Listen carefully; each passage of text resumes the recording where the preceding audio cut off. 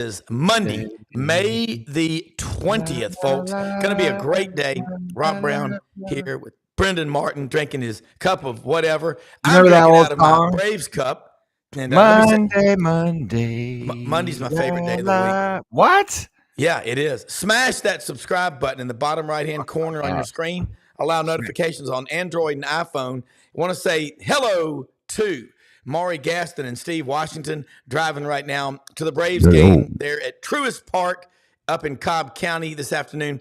Guests of another great American, John Hearn from Monroe, Georgia.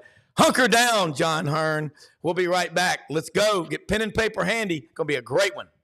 Let's go. Let's go.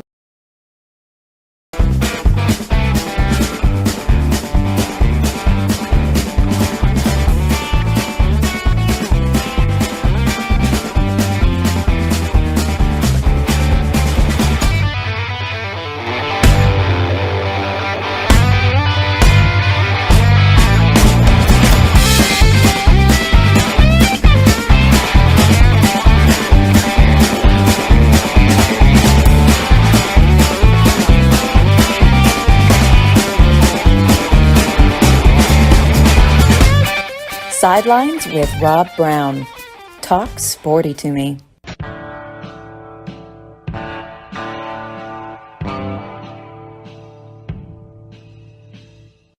All right, man, let's get right at it. I was studying over the weekend. How do you make your shows better? And you know what you do? You give your commuters and your people, whether they're watching you live or later, give them a lot to look forward to. We got a lot of people that do drive and they listen to us when they're out and about and as they say in the country, and whatnot and such. Whatever whatnots and such are, if anybody, and I know we got some good old boys down in Florida. Mitch, that's a myth. People think that everybody in Florida is like Thurston and Lovey Howell down in Naples and Palm Wrong. Beach. Florida is a lot of good old boys, folks like us, and I love them. I mean, they're so. Hey, college baseball, SEC baseball in particular, Mitch, that's on the menu. You're going to be our Gordon Ramsay today. So the world awaits what Mitch Davis, host of the MitchDavisShow.com, has to say. Boom! Let's go. Boom. Good morning, y'all. It is good to talk with you. It is I leave for Hoover in 3 days? Yeah, I'm leaving Thursday. So yep. Monday, Tuesday, so 3 days I'll be in Hoover. So looking forward to getting down there, looking forward to partying a little bit with some of the whoever's down there. I would say the LSU fans, but they've got a tough first round matchup against Georgia. So really exciting tournament. You got Ole Miss and Mississippi State Tuesday night, late Tuesday night, some Hoover mystery magic between those two. The Mississippi battle, the final battle. I mean, this is round 5 between the Rebels or the Black Bears or the Land Sharks, whatever they're called, and the Mississippi State Bulldogs. It's a really exciting tournament. I'm sure we'll deep dive into it. I'm sure that you guys will probably want me to come back on Thursday or Friday live from Hoover. Yes. So it'll be a lot of fun. And guys, thank y'all so much for having me on. Well, look, it works both ways, man. We're all over, and as we keep building SEC Sidelines Sports Network and SECU, that's what it takes as a collective team effort. Mitch, baseball is really big. We're bringing in Oklahoma and Texas. Right now, they're really good in their own right, in their own leagues. Top 4 teams in the SEC right now that you think have a chance to go the farthest in the NCAA baseball tournament. I'm not trying to look past Hoover, but I'm looking past and beyond Hoover because I know we got to play that. Yeah, I think Kentucky, obviously the Wildcats, Tennessee, everybody will say Texas A&M. I'm not sold on Texas A&M. I think Texas A&M is one of the most overrated 4 seeds in the history of the SEC tournament. I would go Mississippi State, Georgia. Arkansas is a weird one because on paper, they look very sexy. They're very attractive. But can they get it done in the postseason? We've seen time and time again where Arkansas comes into the postseason with so much hype. They lose 2 games in Hoover, then they're done. Then they go to the NCAA tournament, no momentum, and then they play somebody hot like an Oral Roberts, Oklahoma State, somebody like that, and they beat them. And Arkansas will get to Omaha or they'll fall just short. So how much stock can you put into the Razorbacks? And I think that that's something that Dave Van Horn, until he does it, until he gets over that hump, that's going to follow him every season until he gets over that hump and finally wins the national championship. But they have been to Omaha a number of times, but you're right. What would you rather have, though, a consistent program like what Arkansas has, or what's happened with Ole Miss? Mike Bianco been there 23, 24 years. How many trips to Omaha? 2 or 3, and 1 national championship, which, hey, those are hard. Arkansas doesn't have one. But what would you rather have? Because they're both great programs. The standards at both programs are different. Ole Miss is a blue blood. Ole Miss, Mississippi State, LSU. Those are your blue bloods of the SEC. Arkansas is kind of in that tier 2. They're with Tennessee. Tennessee's been to Omaha several times. So the standards at both of those programs are different, but you would rather have that sustained success at Dave Van Horn. It's just he hasn't crossed over yet. And Arkansas fans, you go on Twitter and you talk to the Razorback fans, they bring that up, how terrified they are of the postseason. They can win all the SEC Western Division championships that they want, but without real postseason success, without winning multiple SEC tournaments, without winning a couple national championships. I mean, I don't know if you guys remember 2017 or 2018. Arkansas had a chance to win a national championship.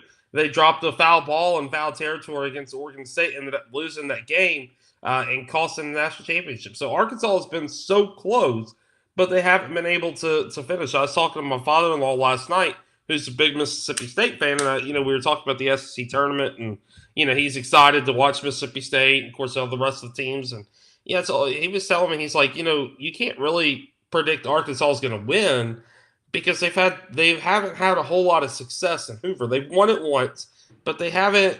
Every other year. I mean, I saw the excuses already on Twitter from Arkansas fans saying that Hoover doesn't matter, that what they do in Hoover shouldn't really matter that much. All that matters is the NCAA tournament. They're starting to sound like their new basketball coach a lot, where the conference tournament doesn't matter, that the only thing that matters is NCAA. And that's fine. That's great. But if you don't have a national championship to show for it, then what exactly are you talking about? Yeah. Well, look, one of our listeners, they're actually in a vehicle, so they can't do the chat thing on here. The guy's name is Bolt Upright from Eclectic, Alabama. Bolt Upright says, ask Mitch how Texas A&M can be overrated when they just won the West. Bubbles aside. That is, by the way, Arkansas won the West. That's what I'm saying. I thought Arkansas won the West. And the thing is, guys, I mean, I'll be honest with you. As much as I love to support Mississippi State, and I'm around that program, very thankful for Crystal Monis, the West is a lot weaker this year than the East is. I mean, you look at the East to the champions of the SEC, and we'll get into the co-champions, but the SEC calls Kentucky and Tennessee their champions because they finished with identical records. The only thing that matters is when you go into seeding, Tennessee did have the outright, but they finished with the same amount of wins. Kentucky and Tennessee both finished with 23 wins, I think. The next closest, hold on, I got to pull up. I got my iPad out here so I can compare the two. So Kentucky, Tennessee won 22 wins. Arkansas had 20 wins in the SEC, which is impressive, but that's still a whole 2 games behind Kentucky and Tennessee. So, yes, we can sit here and compare Arkansas. They're the champions of the West, and that's great. But I'm so ready to get to this new format of the SEC tournament where you're going to be rewarded for being the top 2 teams in the conference. Kentucky should not be a 3 seed right now. They are the second, because of head-to-head, they are the second best team in the conference. They are co-champions with the University of Tennessee.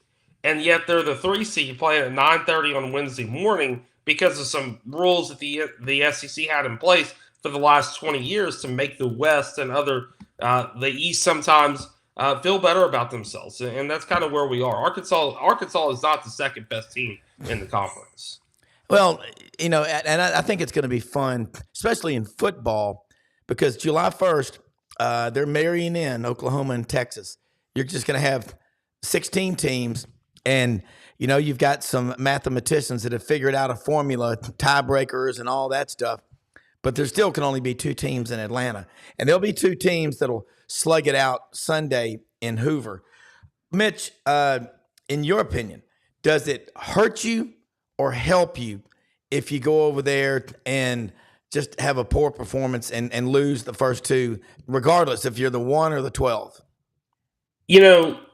This is sports. We keep score. Yeah, exactly. Anytime you're keeping score, it matters. I've never understood the concept of, oh, well, we don't want to be here. We don't want to waste our arms. We're just going to throw our midweek guys. I've never understood that logic. I know for a fact that University of Kentucky, Nick Mingione, they're going to throw their weekend starters, because if you win Wednesday for Kentucky, you win Thursday for Kentucky, you get an off day on Friday, you throw your third starter on Saturday, then you kind of do a collective on Sunday to try to win the SEC tournament. Yeah. That stuff matters, especially for Kentucky and Georgia, who have never won this conference tournament. And obviously Mizzou, but Mizzou's not here this week. So when you start to get into, the conference tournament doesn't matter, the conference, it matters. It matters to the fans. And we're going to see 150, 175,000 people pack the Hoover Met this weekend. Are you going to go tell Jim Bob, who has been saving up all his money, that the SEC tournament doesn't matter, that he's going to go out there and waste his time tailgating and partying and the ticket money and the hotel money? That stuff ain't cheap. No, I think it matters. It absolutely does. That's my point.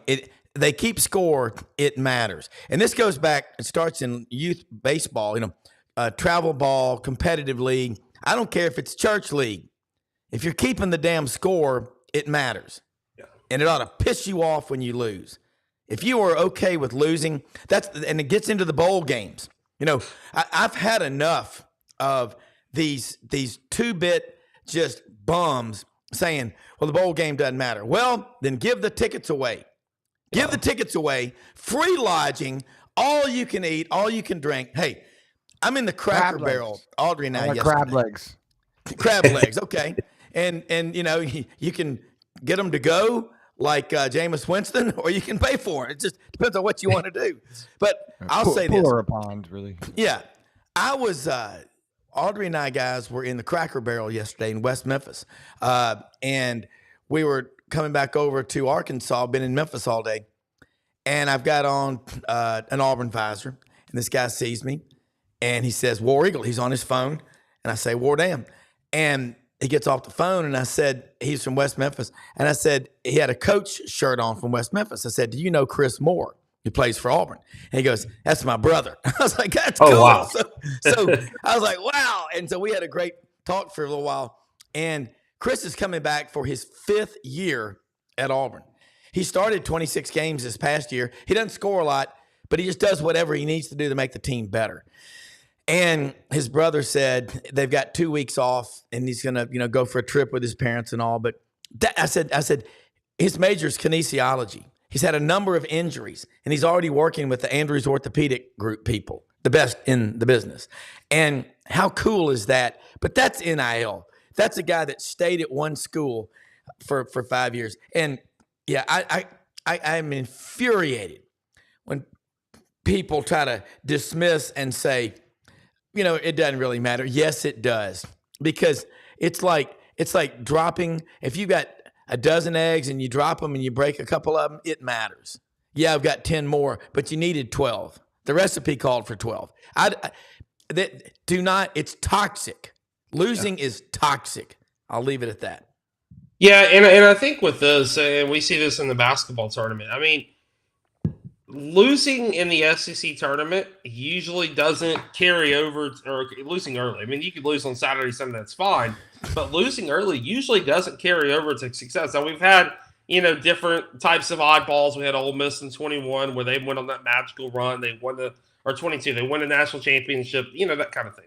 Yeah. But when you get to these conference tournaments, whether it be basketball, baseball, even the football SEC championship, man, those matter to the kids. I mean, I can tell you, I've been to Duty Noble how many times this season covering Mississippi State, and out there in left field, you see the SEC tournament champions. So this does matter. I don't know where this whole, the SEC tournament doesn't matter came from. I think it's from this woke culture that we're seeing. It is. That's it. Across this landscape. And guys, I don't know if y'all have been paying attention, but this weekend was a hell of a weekend in sports. We had Scotty Scheffler get arrested.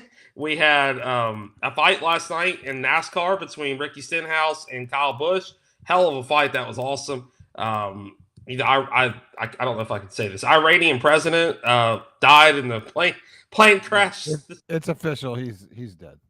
Yeah, so it's official. He died, which I'm not, thoughts and prayers to his family, but he's terrible dude. And we're having the comeback of this celebrating. I'm married, so I gotta be careful how to say this. This comeback of the celebration of beautiful women in this country, where we're not putting on a pedestal, your blue hair. We're putting on a pedestal Sydney Sweeney, Livy Dunn, those people like that. Guys, America is coming back. And I think that we're seeing that in college sports. And over the weekend, guys, I don't know if y'all paid attention. We had the announcement of the college football video game. And that was so freaking awesome. I mean, I don't know about y'all. Brenden, the Florida walkthrough or the run through when they were touching the gator, that was badass. That was so cool. Then you had Army, the Army football team. They had the flyover with the Black Hawk helicopters, and so who's on the cover of that? I thought it was Mertz. Say that again. Who's on the cover of the game? Shadir Sanders, Quinn Ewers, the kid from Michigan. Those three guys. I thought I heard Graham Mertz was on there, but I was wrong. Well, there's one deluxe cover with about every program on there. I have to find it. Jalen Milrose on that cover. I don't know about y'all, but when I buy this game this weekend, it's out for pre-order.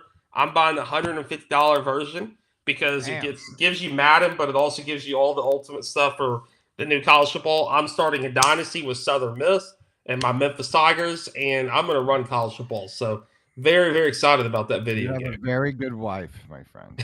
Very good wife. You do. Hey, we had Ryan Silverfield, University of Memphis head football coach, on the show Thursday morning. Great interview with him. Man, that's cool. A head football coach takes the time to come on this show. And I'm a Memphian. Love the University of Memphis. I'm from here. I'm an Auburn grad, but have always pulled from Memphis. And I like he talks about the culture that he's building there. Like, just get the right kind of kids. And guys, Greg McElroy nailed it at the Memphis Touchdown Club last week. Look over my shoulder there. See the Memphis Touchdown Club, the spring speaker series. And he talked about the culture. Talked about, you get a locker room full of mercenaries that are just there because they got a sack of money with no real commitment to the school. And they don't get the amount of playing time that they and their handlers, these people who have nothing but their best interest, at stake. Get out of here. They're a bunch of parasites. Okay. You will fracture and lose that locker room so fast. You're going to have a few guys that you got to pay the big money to. 2 or 3 difference makers on each side of the ball. Okay. So that's maybe 6 per team. The rest of them, you better have good teammates. What Greg calls the glue guys. And he's right. And I'm telling you, the culture, America, people have had enough. Okay? We don't give participation trophies anymore. Ban those things. Okay? You got a trophy, you did something to earn it. And I'm with you. But that's where it doesn't matter if we lose in the tournament. But when I look over on the bench, on the side, and I see guys looking at their stats during a basketball game or baseball game, it's all about them. Start with the parents on that one. Yeah. Okay? Start with the parents that sit on their ass and go to practice every day and drink beer on their tailgate and watch everything. And they're making sure that coach knows if he wants money for something, by God, Junior better be playing. No mommy ball, no daddy ball. Take the politics out. It's all about production. You're good enough, you play. You're not, you don't. That's life. And make ironclad contracts for NIL. They want to be treated like adults, like pros in the real world. The NFL, you sign a contract, it's 3 or 4 years, and you are bound to that contract. We have got to stop. Enough of this new class of laziness we've created in America since the virus. Curbside pickup. Get your ass out and go inside or go to the drive-thru. We got special, things for everybody. Get over yourself. You know what? Go to Hoover, give it everything you got. If you don't win, get back and start getting better for the next hurdle you got to play. But to say publicly And fans that say this, I shudder to think what they do for a living, because I will never transact business with people with that kind of a crappy attitude. I'm fired up. I'm mad as hell. No, I don't like that. Rob, I will say, if any of your listeners are going to be at the Hoover Met starting on Thursday through Sunday, if they've got good food, good Cajun food that I love so much, I have Four Roses Kentucky bourbon. I have Buffalo Trace. I've got Woodford, and I can probably pick up some makers between now and then. So if you've got good food, I will give good Kentucky bourbon for good Cajun food. So if there's any Frank Duffys out there that are going to be at the Hoover Met, let me know. I'd love to do it. I'm going to actually bring one of my video cameras out there, and we're going to do some content with the fans, maybe on Friday. Yeah. Kind of before the games, and maybe on Saturday as well, to try to get that fan experience with the Hoover Met. Because I was talking to Barry Allen, and he's a SEC baseball historian, worked with Alabama baseball for over 50 years. He's not going to be there this coming weekend because he's going to be at the Junior College National Championship or World Series. But we talked about this on the podcast, and we're releasing that podcast tomorrow morning. We kind of talked about the history of the Hoover Met and the fan experience. And that's what I'm so excited about, is getting back to that. I have been 6 times so far in my life. This will be my dad's first time. So planning on, I told him, I said, Dad, you wear your Kentucky shirt. I'm going to take you out to the RV lot. So we're going to have a fifth of bourbon with us, and we're going to make friends with a lot of these LSU fans and a lot of these Mississippi State fans. A lot of Mississippi State fans I know that are going over there, especially if State is able to beat Ole Miss on Tuesday night. So we're looking forward to it. If your listeners are there, let me know. I've got bourbon. I just need good food in return. So let me know where to go.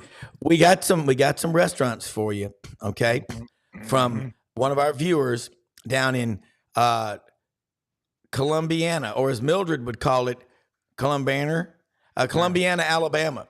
He says, tell your man Mitch, Gianmarco's, La Fresca, Blueprint on 3rd and Perry, Ted's downtown for lunch, and let me meet him there. I'm going to tell you something. Maybe Doug Dean can join you and our man there. I'm going to tell you something, and I'll get you hooked up with them. But they're going to be there, and I'm telling you, it's going to be a fun. Birmingham's got some awesome restaurants. Let me tell you what.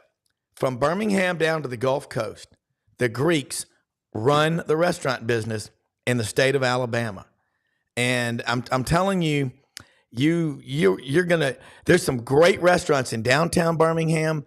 I like Bricktop. Bricktop's out in Mountain Brook on 280. Great seafood. Okay, I think, what is it? Sam's Barbecue there in Homewood. That's Greek barbecue. Mitch, you ain't gonna have any trouble. And then the LSU people, by the way, the folks in Omaha cringe at the thought of LSU not making it to Omaha. But what they do know is, even when LSU's not in Omaha, lots of LSU fans go because they just love it. And Mitch, that's what you really are. I don't use words like kind of or probably, but that's what you are.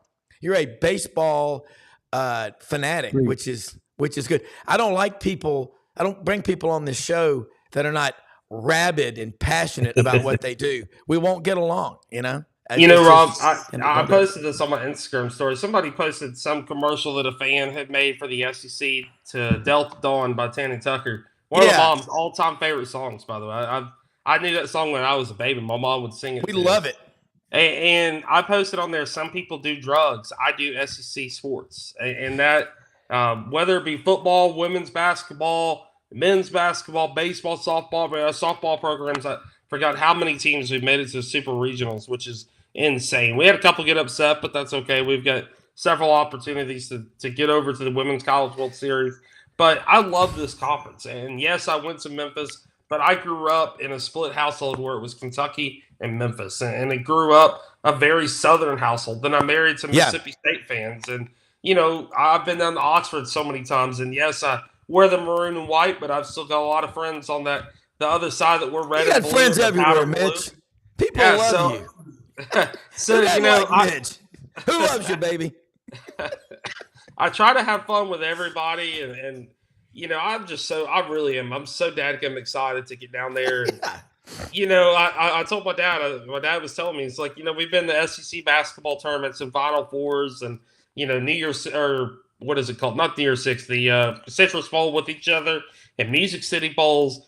But this is probably the most excited I've been to go on a trip with my dad in a very long time, because it's something different that him and I've experienced it, but him and I together have done. I've got a media pass, but during those Kentucky games when UK is playing, I'm going to be sitting in the stands with him. Then I'll go back up to the press box to work, to do my other job while, after that. But I'm just excited to get there with my dad. I'm excited to experience this. And if Kentucky wins this SEC tournament, man, I'm going to tell y'all right now, Hoover ain't going to be ready for that party for the Big Blue Nation, because we're going to be popping champagne bottles. I've got a couple cigars I've got ready to light up, because basketball, I've been the last 2 basketball tournaments, and Kentucky's been bounced early. So we're hungry. We're ready for a little bit of success in these tournaments. And, man, I'm just so excited. And I love the draw. I love Kentucky's draw. I mean, play the winner, Georgia and LSU.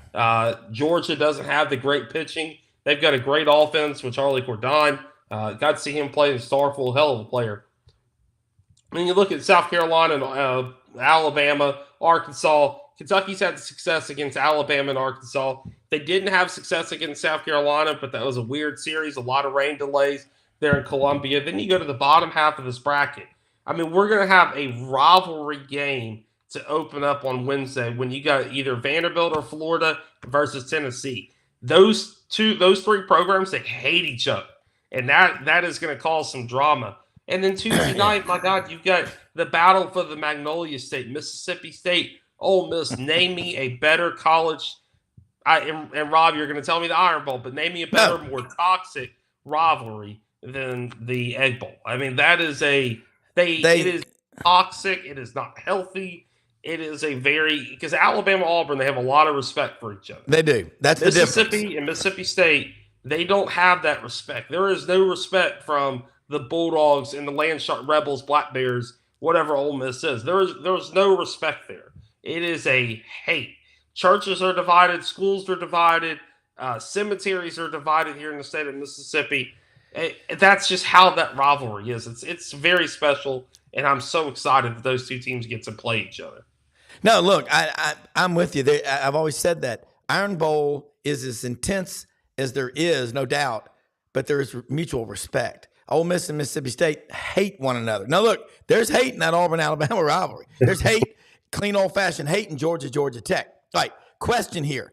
I did get that thread sent to me by a friend of our show, a friend of mine, Clarence Beeks over in Huntsville. He had the crop reports. It was the Delta Dawn SEC Network commercial. He said, this is a new commercial on SEC Network that they're going to run of Delta Dawn. And I'm like, embrace the South. You're damn right. It's the Delta. It's the most southern place on earth. Willie Morris, the writer in residence at Ole Miss, said it.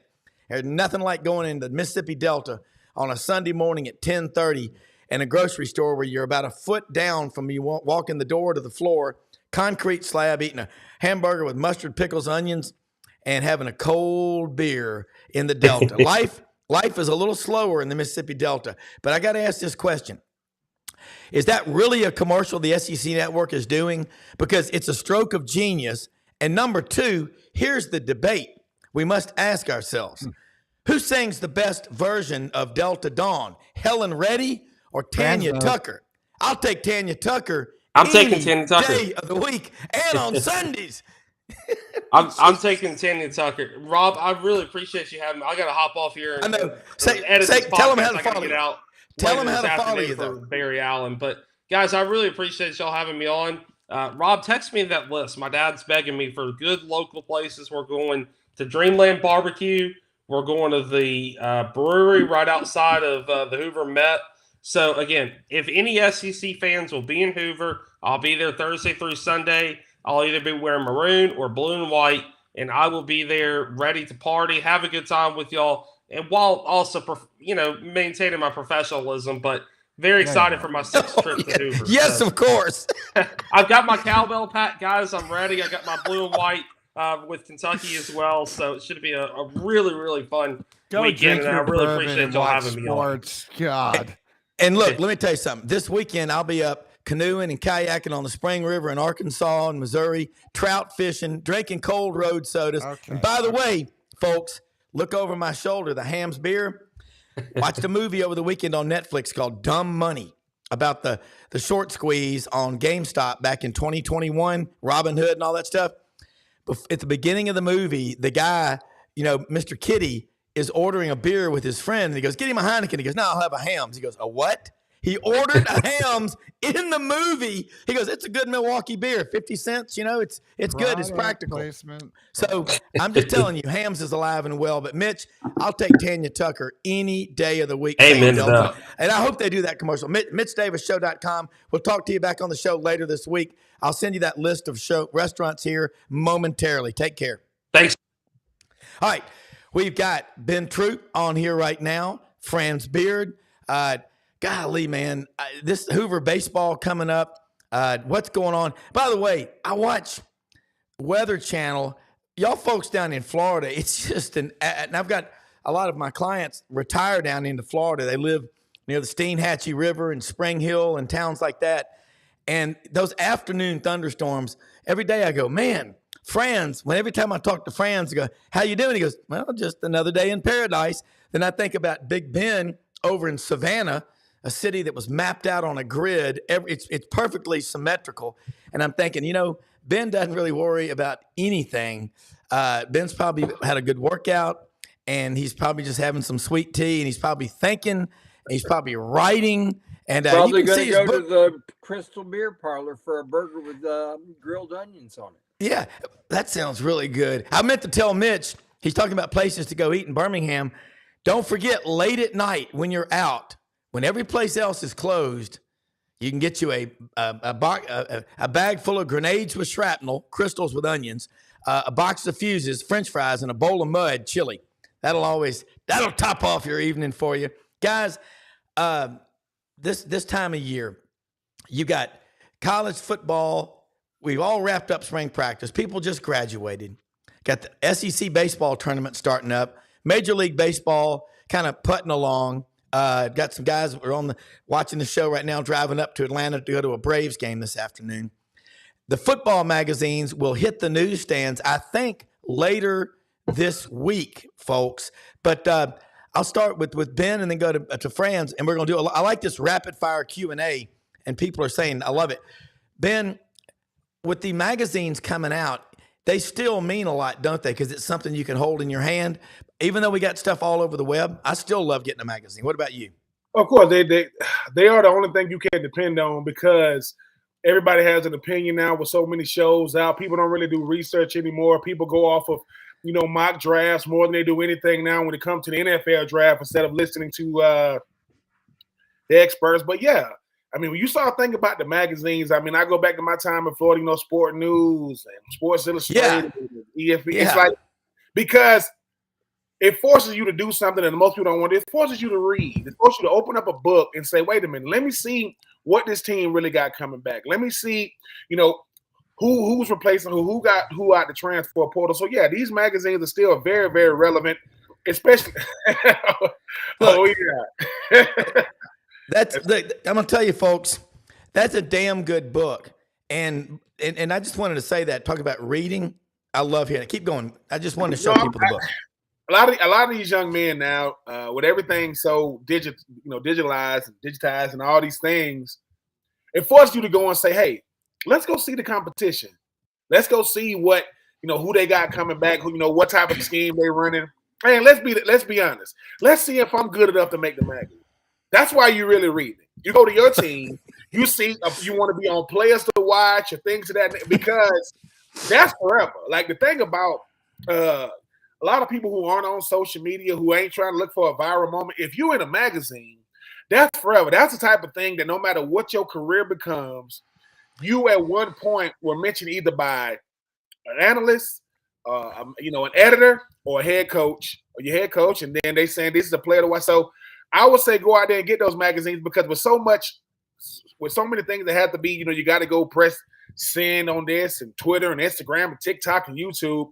I got something that's forever. I go back to my senior year when I was on the front cover of the Sporting News. It still blows my mind because they could pick anybody in the state of Florida. They picked me, Greg Jones, and Kellen Winslow, 3 non-quarterbacks, at the time. Wow. And Chris Lee was about to be a starter, at the time. Brock Berlin was about to be the starter at Miami, so I think that when you start talking about the things that a whole day, I just seen the rookie premiere. They just had the 2024 class. I was blessed enough to be a part of the 2004 rookie premiere class. It's like these type of things are what you remember the most. I know Franz can remember probably, Franz is a historian. Franz can tell you who was on page 16, in 2001, at the Florida Cup. Franz got, why? But you appreciate it. Do you know why? Because these magazines come out and you read them every day on your throne until the season starts. Yeah. That is your entertainment. Yeah. Daily, 1 or 2 times, you just sit in there and you may extend by an extra 20 minutes because you haven't gotten through the Pac-12 yet. Well, they're in the Pac-12 anymore. There's a Pac-2. But now you got to go to through an extended Big Ten or whatever. But you keep doing, let's face it, it's the bathroom reading for the summer. That's what you got. And this is the single most relevant reason to have football magazines, because otherwise you just sit there and stare at your computer and click, click, click. You've got stuff instantly. You want to know about Cam Ward down at Miami. You just type in Cam Ward, and all of a sudden you've got everything that's been written about Cam Ward since he was 3 years old at your disposal. Yeah. But you don't want that when you're in the bathroom. You want to know who's his left tackle going to protect him. You want to know who his running back is going to be. Does he have anybody who can catch the ball? Then you want to get to Florida and find out, by gosh, I don't know any of these people. They weren't here last year. They're all, we're starting, Florida, since we're on the subject of stuff like this, folks, look at what Florida has done in the portal. Florida has put 12 people that are going to play significant roles this year in the portal. They lost 4 who are out of their 22 that they lost. 4 are going to contribute someplace else that's significant. And this is the other reason why you want that magazine, because you can't tell who all transferred unless you have the magazines. Yeah, you're right. Well, I remember talking, and we'll get Lindy Davis on here from Birmingham with Lindy's. I think they're coming up on their 43rd or 44th year. And I asked him when I met him 3 years ago about how do you keep up with all that stuff? He goes, you have to have a website, like a supplement. It's like, refer to, whatever.com to keep up with the changes. But, I will say that the portal last week, Vince Ferrara, the sports animal in Knoxville, he's a really, really good. He's on with us on Wednesdays, covers Tennessee and the SEC. He's a Tampa native. Said the average number of players that each SEC school lost when you combine the portal from back in December and the one in April was 25. So that's 14 times 25. Do your gazendas. That's 350 players that left. Now, what I'd like to do a deeper dig, Ben, is of those 25 at each school, I bet you 20 of them, probably 80%, won't play a significant role at their next stop, because the same problems they had at school A will follow them to school B and school C. Didn't your mommy and daddy tell you when you were a kid, face life head on? My mother would always say, still does, if you run from a problem now, it'll hunt you down 6 months, 6 years, 60, 70, 80 years. It will find you. And you can't. You can lie to me, but you cannot lie to the race course. You cannot lie on test day. You cannot lie in the courtroom. Ben? Yeah, but the thing about it is, I mean, I know. No. I mean, I will say this though. Rob. You go back to when I played, right? Yeah. It ain't that big of a difference now. I'm gonna tell you what. See, the thing about the transfer portal now is it's more attention to it because everybody. See, back then no one understood it, but the coaches and the players. Now everybody kind of semi-understand it. I don't know if it was 25 guys a year, but it wasn't far from it because what people don't realize is we only focus on the players that jumped in the portal because we focus on the starters who jumped in the portal. We focus on no players are told every year not to come back. In college, they do this thing. You know, you get recruited, and a coach comes to your home and says that they use these words. You have an opportunity to spend the next 4 to 5 years. They don't tell you will. They say you have an opportunity to do it. There are players that are either told or recommended or suggested you might not want to come back. You have to go and renew your scholarship every year. You walk down to like the compliance department, they make you like sign your scholarship every single year. Yes, I see now it looks like players are jumping in the portal like crazy stand the third because of NIL. No, players were getting transferring back when I played. Rand Carthon got to college in 99. I got to college in 2000. We were both a part of the same senior class, right? You know how many guys, and you took 99 guys and 2,000 guys, and we were in one senior class. I mean, a bunch of 99 guys didn't finish in Florida. A bunch of guys in 2000 didn't finish in Florida. Not because, you got guys that don't, understand that, hey, I'm not going to really get an opportunity to play, a.k.a. quarterbacks. If I come in as a redshirt freshman and the guy in front of me played and he's got 2 years of eligibility left, well, do I really want to sit for 2 years or do I want to go somewhere where I can play? Now, it's not a 100% science when you start talking about this portal, but for people that be saying Nick Saban left college football because he didn't have the same control. Yeah, he did. You don't believe me? He still got Mac Jones, didn't he? Oh, he still got this bum named Bryce Young, right? Yeah. Oh, he still had this bum named Devonta Smith and Najee Harris. No, Nick Saban is saying the pace of college football is picking up. Well, my age and stage, I just want to be able to enjoy my life. I'm Nick Saban. I've done what probably never will be done again. People are going to blame it on NIL. Nick Saban was the highest paid coach in college football, and if he came back right now, which he won't, he'll be the highest paid again, no matter where he goes. I just think that the portal is one of those things that they said these coaches are allowed to move anyway. A coach can sign a brand new contract and leave within that same year. I mean, when Lincoln Riley left to go to USC, he put something up on Twitter saying, "Hey man, you come to USC, man, you get the best of both worlds." A kid from Oklahoma said, "You told us that 2 weeks ago." He just said the same. So I'm not saying that the portal is, the end all be all when it comes to college football, but friends will tell you this. What's the whole saying? One man's trash. Yeah. Another man. So when you think about pulling these guys, Ricky Pearsall was a portal. Who did Florida just get? Big time receiver out of Arizona State. So I do think that it's a benefit. Kyler Murray was a transfer. Joe Burrow was a transfer. Baker Mayfield. Baker Mayfield was a transfer. Cam Newton. Justin Fields was a transfer. But Cam when Newton. it works, Cam Newton, when it works, everybody wants it. Everybody wants it. James Daniels. Look at the last few. Look at the last few Heisman Trophy.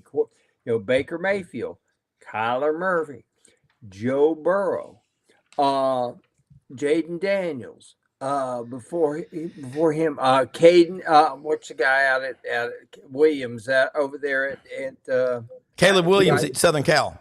At Southern Cal, who I think is going to be a bust in the pros, but that's me. Yeah. But I think six of the last 8 Heisman Trophy quarterbacks, they're all transfers portals guys. Yeah. It happens. And here's the thing, every coach has been pointed out, every coach brings kids in, and the smart ones will say, here's the deal. You got 2 choices. You can either come in here, bust your butt, and work your way up, and it may take time. It may take somebody getting hurt for you to have a chance. Yeah. Or you can go. It's your choice. Totally your choice. And what the portal has done is it's made it so much easier for the coach to do it, because back in when Ben was playing, you'd sit there and you'd say those exact words, but you'd sit there and you'd say, don't go, or please go. You would say it. Now you just say, don't let the screen door hit you in the ass on the way out, or stay if you want, because it's so much easier to replace people now. That's the one thing the portal has done, and it's particularly with unlimited transfers, is it's made it easy to replace somebody. People have always replace people. That's never changed. You come in there, the coach says, you have that exit interview, and if you're not very good, the coach will say, you're the 11th string right guard. Yeah. I got 10 people ahead of you, and I got 3 freshmen coming in that are all better than you. Yeah. Now, you can hang around if you want to, take showers with the boys in the locker rooms and smell all the sweaty jocks when everybody rips them off when they get out through with practice. Or you can go someplace else and do the same thing, only you might get to play there. Yeah, well, and this is funny. Like, of the top 10 returning quarterbacks, total yardage numbers, and Dylan Gabriel's number 1 at like 14,875. Central Florida, Oklahoma, now Oregon. Number 2, Will Rogers out of Brenden, Mississippi, suburb of Jackson. Now he's at Washington, came from Mississippi State. Number 3, and this is the only guy who's been at the same school the whole time, and University of Memphis head football coach Ryan Silverfield was a guest on the show Thursday morning. When he was 17 years old, Seth Hennigan was the starting quarterback at the University of Memphis. And Coach Silverfield said, I knew we were going to struggle taking a young kid at that point, but here he is in his 4th year with 10,791 yards. He has not transferred once. Then you look at number 4, Grayson McCall. He's at 9,999 yards. Didn't somebody pay attention? Get him to Coastal Carolina, yeah. And then you look at number 5, Alan Bowman, Oklahoma State. He started at, I think, Texas Tech. Yeah. So, and you look at Graham Mertz, Wisconsin, Florida. DJ Uiagalelei, Clemson, Oregon State, and now Florida State. What's he on his 12th school so far? Yeah. and Peyton Thorne, the son of a coach from up in Naperville, Illinois, home of Brock Kreitz, my friend that was a linebacker for Ole Miss back in the mid-'90s, 3-year starter. He's now at Auburn from Michigan State. And then KJ Jefferson from North Panola, Sardis, 11 miles from Vaught Hemingway Stadium at Ole Miss, played at Arkansas, and now he's at University of Central Florida. So 9 out of those 10 quarterbacks coming back, the top passers, have transferred. Prior to the portal, which became the law of the land, October 15th, 2018, 42% of all quarterbacks up to that time would end up finishing their career at a school different from where they started. Okay, now we got to stay on schedule. We got about 11 minutes left to keep under this hour deal on Mondays that Brenden wants us to do. We'll do a little quick question and answer with both of y'all, just back and forth real quick. Start with Ben. Ben, give me your top 3 quarterbacks in the SEC coming back into the 24 season. I know I'm putting you on the spot, but I'm putting you on the spot. Number 1, Carson Beck. Number 2, Dart out of Ole Miss. Number 3, Graham Mertz. Wow. Franz. Number 1 would be Carson Beck for sure. And I would put there number 2, Brady at Missouri, and then number 3 I would put Graham Mertz. Okay, now this is the funny one. Can anybody name? I'll start with Ben. Can you name the top returning rusher in the SEC and who he plays for? The top returning rusher in the SEC goes by the name of Montrell Johnson. Yep. And he goes to the University of Florida. Damn right. All right, Smoke. I love it. Everybody knows that. Franz, give me your Montrell is a bad man. Listen, I know everybody go. I know the brother of the Jacksonville Jaguars running back who will go unnamed, went to another school in the SEC East, but we still got Montrell who came over from the Louisiana boys, followed his head coach, and now we got him and Trayon Webb. That running back room in Florida is top notch. It is. All right, friends, give me your top 3 running backs in the SEC coming into the 24 season. Montrell Johnson would be one of them. That is for sure and for certain. And then we start running into a problem. The Brooks kid at Texas would have to be in there. I mean, he can just flat out do it. And I would have to say that what's his name? Transferred from Arkansas into South Carolina. You're talking about Raheem Sanders. Raheem Sanders, if he is healthy, he will be the number 3. He will be the number. You know where he's from? He's from Rockledge, Florida. Yeah, well, yeah, he's from Brevard County. Okay. Or as the Yankees who come down here for the first time and don't know, Brevard. Yeah, that's what I'm saying, Brevard. Brevard County, yeah. Hey, he is if he's healthy. Yeah. And that's the real. That's the question. I'll tell you, the kid that's going to shock everybody how good he is, because he's going to get a chance to carry the ball. It's a kid named Justice Haynes at Bama, Alabama, out of Buford, Georgia. Yeah, he's really good. And Auburn's got a running back that's about as good as anybody too.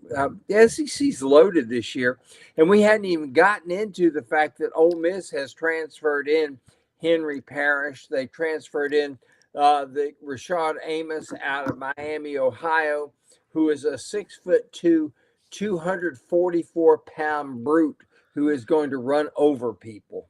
All right, and I love this because I go back and review all these shows, looking from anything I can, but I take so many notes. Go back and hear that. Ben, people keep stacking these tight end rooms in the SEC. Realistically, what is a good year in the offenses with the wideouts that we have in these high-level SEC offenses? Evan Ingram was a hybrid that Hugh Freeze brought to Ole Miss, 6'3", 228. I see everyone wants 4 or 5 tight ends. You played the position. You were an All-American. You got to the NFL on it. Give me realistic numbers that you would be like, that guy's a stud. Or is it all relative to when he's used? No, I think just from a stat standpoint, 35 to 55 catches. I mean, wow.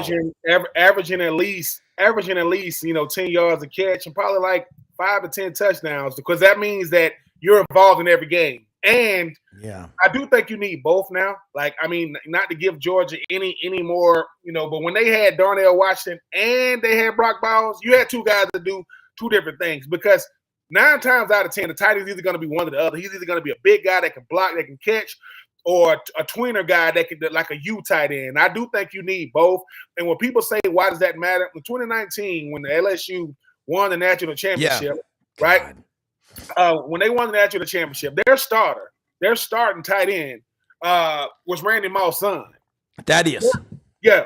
Their backup tight end, right, got drafted, right? And then the start he didn't. So I think that because they're looking at, because obviously guys want to have every opportunity to go to the National Football League. I get that part, but people want to roll. And the thing about having my first 3 years in the University of Florida, who helped me the most was Aaron Walker to start. He started for 3 years when I first got there, because Aaron knew how to do it all.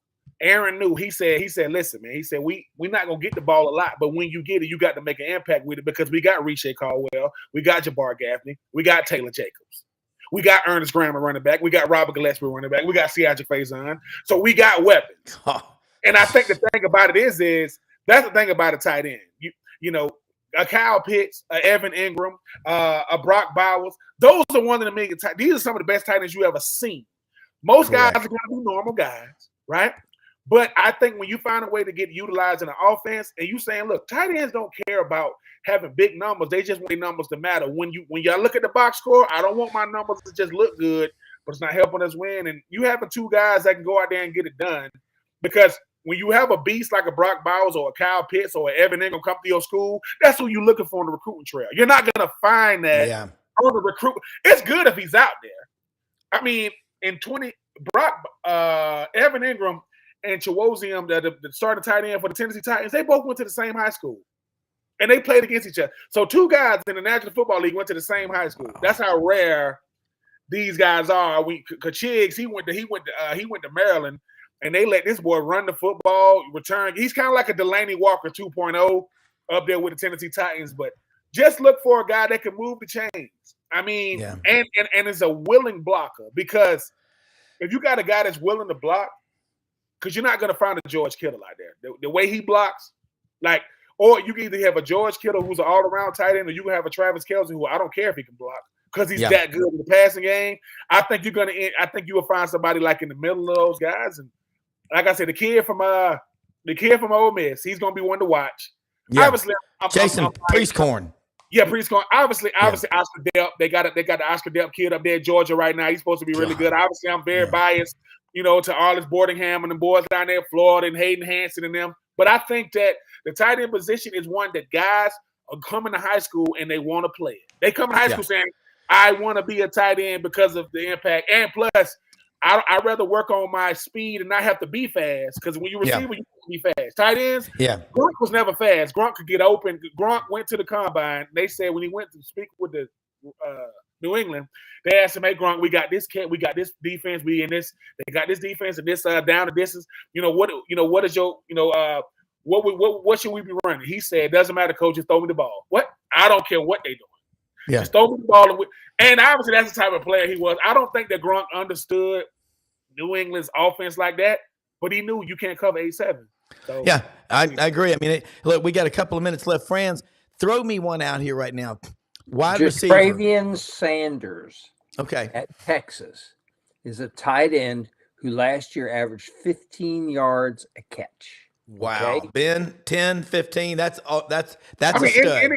Anywhere in the 10s and 15s means you're an impact player every time you touch the ball. It's all about them averages. This guy can get into the seams. He caught 45 balls last year, 682 yards. He's like 6'4" and about 250, and he can run.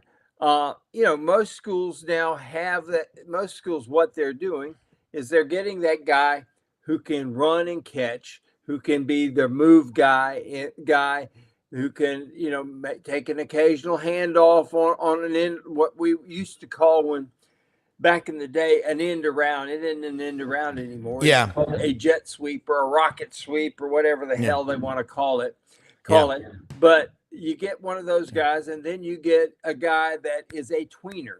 He is too big to play wide out, and at the same time, he is too small to be a tackle. But that's exactly that's Hayden Hanson, who's almost 6'7" and about 275 at Florida.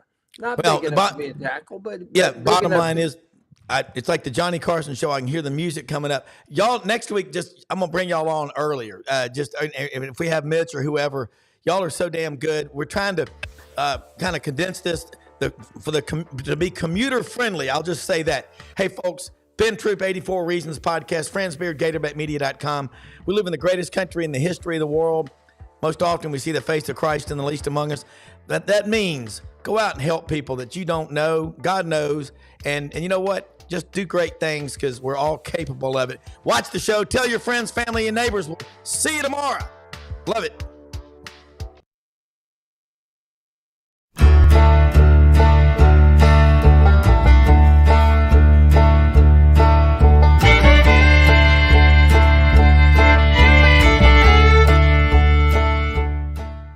In a perfect world, you'd set a health goal and results would happen overnight.